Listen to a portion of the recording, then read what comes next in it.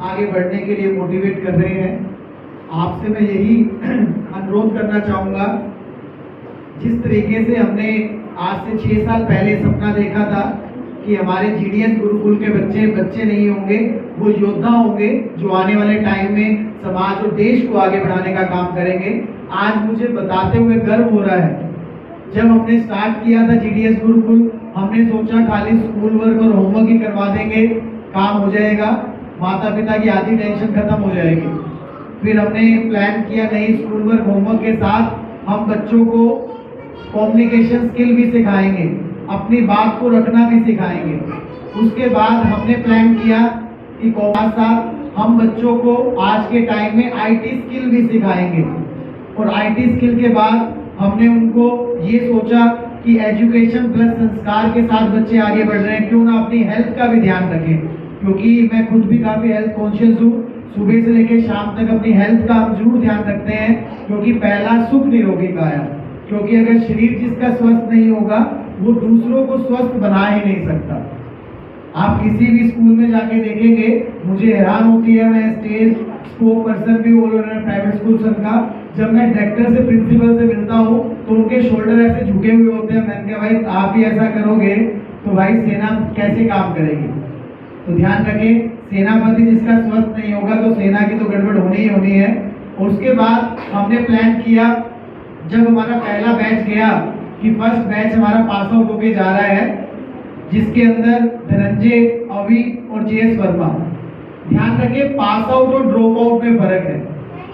Pass out वो व्यक्ति होता है जिसको मैं कहता हूं कि you are the best, you can go your next step.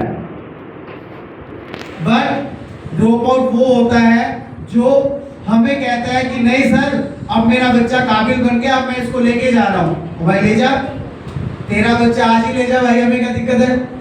यानी पौधे को जब मैं आपको प्रोवाइड करूंगा कि आज आपका बच्चा इस काबिल हो चुका है, अब वो पास आउट होने के लिए, मुझे छोड़ने के लिए, मेरे बिना रहने के लिए तैयार है, अब आप इसको लेके जा सकते हो, तो वो पास आउट होता है। ध्यान रखें, 5th क्लास के बच्चे जब मेरे यहाँ से पास आउट होके गए, जिसमें सबसे पहला बैच अगर मेरे बेटे का है तो आप समझ सकते हो, मेरा बेटा नहीं, हमने अपने बच्चों को इस काबिल बनाना है ताकि मैं अगर धरती पे नहीं रहे, हम अगर धरती पे नहीं रहे, हमारे बिना हमारे बच्चे समाज को कैसे आगे बढ़ाएंगे। उस लेवल के लीडर हमने समाज को देने हैं। जैसे आज आपके माता पिता ने आपको इस काबिल बनाया है ताकि आप उनसे एक कदम आगे चल रहे हैं ना, ऐसे ही हमारे बच्चे अगर एक कदम आगे बढ़ेंगे तो इसका मतलब हमने सही शिक्षा उनको दी है।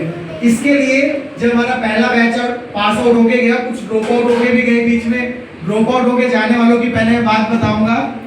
कहते सर फलाने स्कूल के अंदर गए, कहते इतने निकम्मे बच्चे हैं जी, आपके बच्चों को तो कुछ आता ही नहीं। मैंने कहा वाह जी वाह। मैंने कहा जी उन्होंने क्या कहा, कहता जी आपके बच्चे तो इतने निकम्मे हैं, बस पूछो ना। मैंने कहा ठीक है जी, और क्या कहा, उन्हें एडमिशन ले लिया, कहते हाँ एडमिशन तो ले लिया। अच्छा निकम्मे बच्चों का एडमिशन, मैंने कहा निकम्मे थे तो मेरे पास छोड़ दो भाई, क्योंकि अभी तो पास आउट नहीं हो रहे, ड्रॉप आउट हो रहे हैं। कहते नहीं सर वो कह रहे निकम्मे हैं। मैंने कहा अच्छा, आप जो भी क्लास में एडमिशन करवा रहे हो, अगर वो निकम्मे बच्चे हैं तो उसी क्लास में एडमिशन ले रहे हैं। कहते हाँ उसी क्लास में एडमिशन ले रहे हैं। मैंने कहा मैं तो ऐसा नहीं करता, यहाँ पे मेरे यहाँ पे जो बच्चा आएगा, जैसे अभी आयुष की मम्मा बैठे हैं, तायरा की मम्मा बैठे हैं, बेशक और जेएस वर्मा भी पास आउट होके गए, वो एज में बेशक बड़े हो सकते हैं, पर उसकी जो नींव है अगर मैंने स्ट्रॉन्ग करनी है तो मैं अपने लालच के चक्कर में ये नहीं कहूँ कोई बात नहीं इसको बड़ी क्लास में बिठा दूँ। मैं क्या ऐसे नहीं भाई, अगर मेरा बच्चा निकम्मा है, जहाँ पे निकम्मा है तो उसको वहीं पे बढ़ाओ ना, उसको क्यों ऊपर कर रहे हो भाई। उसके बाद 1.5-2 महीने बाद जब वो एसएलसी लेने आए, मेरे पास स्कूल लिविंग सर्टिफिकेट, मैं उस बच्चे से मिला, नाम नहीं बताऊंगा क्योंकि सारे परिवार एक दूसरे को जानते हैं। मैंने कहा ये बताओ जी बेटा कैसा चल रहा है, सर काफी मजा आ रहा है। मैंने कहा वाह बेटा, कि और क्या चल रहा है बेटा। मैंने कहा बेटा पेपर हुए होंगे अभी FA1। कहते हाँ सर FA1 हुए हैं। मैंने पापा को भी बताया, मम्मा को भी बताया। मैंने कहा बेटा आप निकम्मे बच्चे थे वहाँ पे, कितने बच्चे हैं आपकी क्लास में। कहते जी 40-45 बच्चे हैं। मैंने कहा बेटा आप कौन से नंबर पे हो। कहता है सर मैं ना 1 नंबर से रह गई, नहीं तो टॉप 3 आ जाती है। एक नंबर की कसर रहेगी, मैं टॉप 4 में आई हूँ, मैं टॉप 3 में आ जाती। मैंने कहा बेटा तेरे एडमिशन से पहले तो वो कह रहे तू निकम्मे है, तू 1 महीने में इतनी कैसे अच्छी बन गई कि तू टॉप 3 में 4 में आ रही है, टॉप 5 में आ रही है। यानी तेरे स्कूल में जो बच्चे पढ़ रहे हैं 36 बच्चे ऐसे हैं जो निकम्मे हैं तेरे से। आप सोच के देखो, यानी मेरे बच्चों को निकम्मा कह रहे हैं। भाई मैं अपने बच्चों को पालता नहीं हूं, उसको इस काबिल बनाता हूं ताकि आने वाले टाइम में दहाड़ सके वो बच्चे। और मेरे यहाँ से जो पास आउट होके गए हैं, जैसे हम दूसरों को साइड देखने के साथ साथ अपने बच्चे की साइड देखें। धनंजय पास आउट होके गए हमारे यहाँ से। धनंजय को जब मैंने कहा बेटा तेरे को स्कूल में नहीं डालना, तेरे को अकेडमी में डालना है ताकि स्कूल वर्क को रोको करके आए दोनों चीजें, उसको अकेडमी में डाला। अकेडमी में डालने के बाद इसका मन ही ना लगे, क्योंकि ये तो 5 स्टार होटल है, जहाँ पे आप बैठे हो ये 5 स्टार होटल है। ये आपको 6 के बाद पता चलेगा कि 5 स्टार होटल के बाद ढाबा क्या होता है, क्योंकि यहाँ पे क्या वॉशरूम से लेके हर चीज भाई अजय सर कुछ ध्यान देते हैं।